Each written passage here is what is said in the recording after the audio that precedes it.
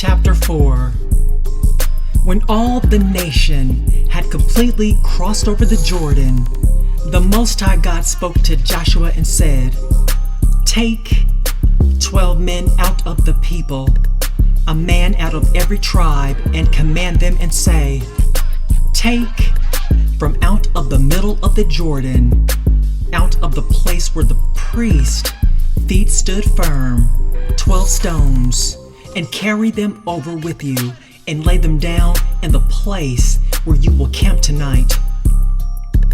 Then Joshua called the 12 men whom he had prepared of the children of Israel, a man out of every tribe. Joshua said to them, "Cross before the ark of the covenant of the Most High God into the middle of the Jordan, and each of you pick up a stone and put it on your shoulder, according to the number of the tribes of the children of Israel, that this may be a sign among you, that when your children ask in the future and say, 'What do you mean by these stones?' then you shall tell them this: because the waters of the Jordan were cut off before the ark of the Most High God's covenant. When it crossed over the Jordan, the waters of the Jordan were cut off. These stones shall be for a memorial to the children of Israel forever." The children of Israel did just as Joshua commanded, and took up 12 stones out of the middle of the Jordan, just as the Most High God spoke to Joshua, according to the number of the tribes of the children of Israel. They carried them over with them to the place where they camped and laid them there. Joshua set up 12 stones in the middle of the Jordan, in the place where the feet of the priests who bore the ark of the covenant stood, and they are there to this day. For the priest who bore the ark stood in the middle of the Jordan until everything was finished that the Most High God commanded Joshua to speak to the people, according to all that Moses commanded Joshua. And the people hurried and passed over. When all the people had completely crossed over, the Most High's ark crossed over with the priest in the presence of the people. The children of Reuben and the children of Gad and the half-tribe of Manasseh crossed over armed before the children of Israel, just as Moses spoke to them. About 40,000 men, ready and armed for war, passed over before the Most High God to battle to the plains of Jericho. On that day, the Most High God magnified Joshua in the sight of all of Israel, and they feared him just as they feared Moses all the days of his life. The Most High God spoke to Joshua and said, "Command the priests who bear the ark of the covenant that they may come up out of the Jordan." Joshua therefore commanded the priest and said, "Come up out of the Jordan." When the priest who bore the ark of the covenant had come up out of the middle of the Jordan, and the soles of the priest's feet had been lifted up to the dry ground, the waters of the Jordan returned to their place and went over all its banks just as before. The people came up out of the Jordan on the 10th day of the first month, and encamped in Gilgal on the east border of Jericho. Joshua set up those 12 stones which they took out of the Jordan and Gilgal. He spoke to the children of Israel and said, "When your children ask their fathers in time to come and say, 'What do these stones mean?' then you shall let your children know this: Israel came over this Jordan on dry land. For the Most High your God dried up the waters of the Jordan from before until you had crossed over, just as the Most High your God did to the Red Sea, which he dried up from before us until we had crossed over, that all the peoples of the earth may know that the Most High God's hand is mighty, and that you may fear the Most High your God forever. Chapter 5. When all the kings of the Amorites who were beyond the Jordan westward, and all the kings of the Canaanites who were by the sea, heard how the Most High God had dried up the waters of the Jordan from before the children of Israel, until we had crossed over, their heart melted, and there was no more spirit in them because of the children of Israel. Circumcision and Passover at Gilgal. At that time, the Most High God said to Joshua, "Make flint knives, and circumcise again the sons of Israel the second time." Joshua made himself flint knives and circumcised the sons of Israel at the hill of the foreskins. This is the reason Joshua circumcised them. All the people who came out of Egypt, who were males, even all the men of war, died in the wilderness along the way after they came out of Egypt. For all the people who came out were circumcised, but all the people who were born in the wilderness along the way, as they came out of Egypt, had not been circumcised. For the children of Israel walked 40 years in the wilderness until all the nation, even the men of war who came out of Egypt, were consumed because they didn't listen to the Most High's voice. The Most High swore to them that he would not let them see the land which he swore to their fathers that he would give us, a land flowing with milk and honey. Their children, whom he raised up in their place, were circumcised by Joshua. For they were circumcised because they had not circumcised them on the way. When they were done circumcising the whole nation, they stayed in their places in the camp until they were healed. The Most High God said to Joshua, "Today I have rolled away the reproach of Egypt from you." Therefore the name of that place was called Gilgal to this day. The children of Israel encamped in Gilgal.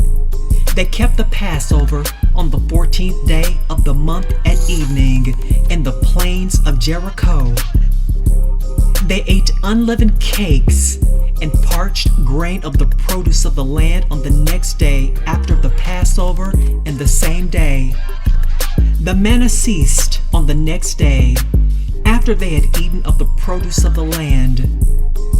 The children of Israel did not have manna anymore, but they ate of the fruit of the land of Canaan that year. The fall of Jericho. When Joshua was by Jericho, he lifted up his eyes and looked, and behold, a man stood in front of him with his sword drawn in his hand. Joshua went to him and said to him, "Are you for us or for our enemies?" He said, "No, but I have come now as commander of the Most High's army." Joshua fell on his face to the earth and worshipped and asked him, "What does my Lord say to his servant?" The prince of the Most High God's army said to Joshua, "Take off your sandals, for the place on which you stand is holy." Joshua did so.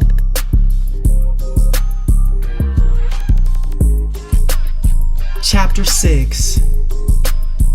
Now Jericho was tightly shut up because of the children of Israel. No one went out and no one came in. The Most High God spoke to Joshua. Behold, I have given Jericho into your hand, with its king and the mighty men of valor.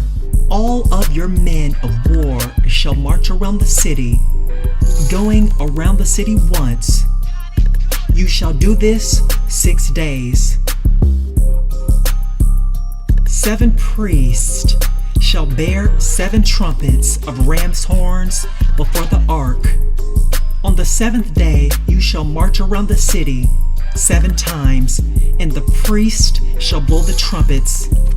It shall be that when they make a long blast with the ram's horn, and when you hear the sound of the trumpet, all the people shall shout with a great shout. Then the city wall will fall down flat, and the people shall go up, every man straight in front of him. Joshua the son of Nun called the priest and said to them, Take up the ark of the covenant, and let 7 priests bear 7 trumpets of ram's horns before the Most High God's ark. They said to the people, Advance, march around the city, and let the armed men pass on before the Most High's ark.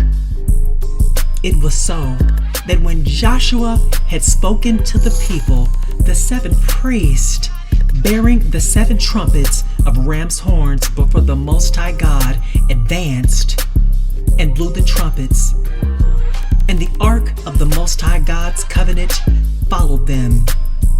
The men went before the priest who blew the trumpets, and the ark went after them.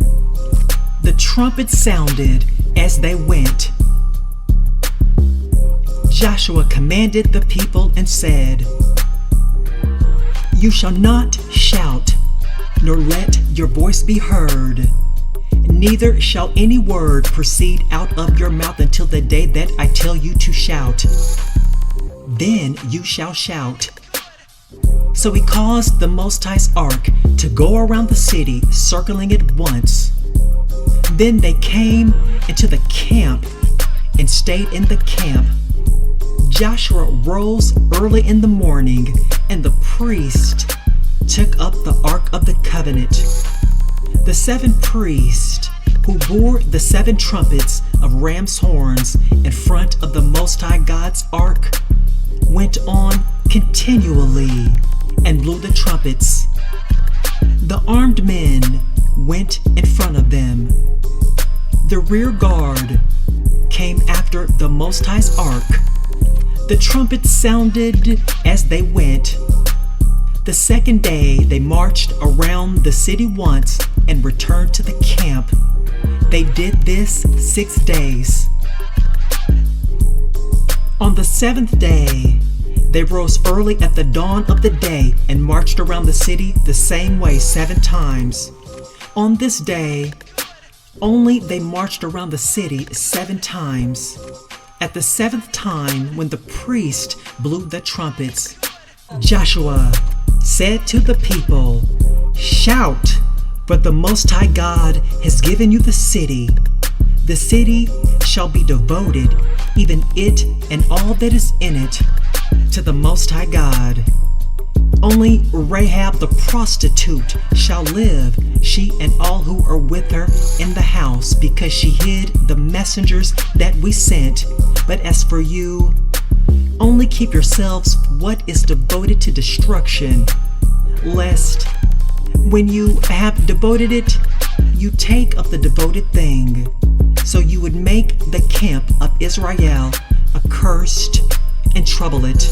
But all the silver, gold, and vessels of bronze and iron are holy to the Most High God. They shall come into the Most High God's treasury. So the people shouted, and the priest blew the trumpets. When the people heard the sound of the trumpet, the people shouted with a great shout, and the wall fell down flat, so that the people went up into the city, every man straight in front of him. And they took the city. They utterly destroyed all that was in the city, both man and woman, both young and old, and ox, sheep, and donkey, with the edge of the sword. Joshua said to the 2 men who had spied out the land, "Go into the prostitute's house, and bring the woman and all that she has from out of there, just as you swore to her." The young men who were spies went in and brought out Rahab with her father, her mother, her brothers, and all that she had. They also brought out all her relatives, and they set them out outside the camp of Israel. They burned the city with fire and all that was in it. Only they put the silver, the gold, and the vessels of bronze and iron into the treasury of the Most High's house. But Rahab the prostitute, her father's household, and all that she had, Joshua saved alive. She lives in the middle of Israel to this day because she hid the messengers whom Joshua sent to spy out Jericho. Joshua commanded them with an oath at that time and said, "Cursed is the man before the Most High God who rises up and builds the city Jericho. With the loss of his firstborn he will lay its foundation, and with the loss of his youngest son he will set up its gates." So the Most High God was with Joshua, and his fame was in all the land.